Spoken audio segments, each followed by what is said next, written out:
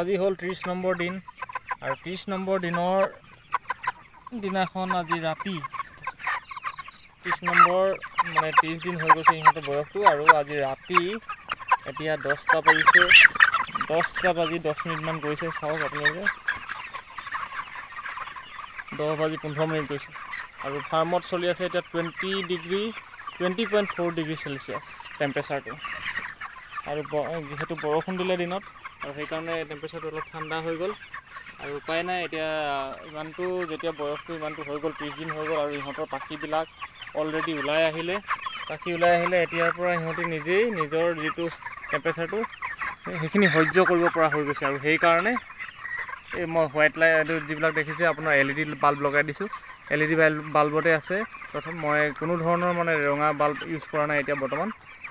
কাৰণ ইহঁতি এডজাষ্ট কৰিব পৰা হ'ল আৰু ৰঙা বাল্ব লগাই দিয়াৰ লগে লগে যিটো ইলেক্ট্ৰিচিটি কনজাম্পশ্যনটো বহুত বেছি হাই হৈ যায়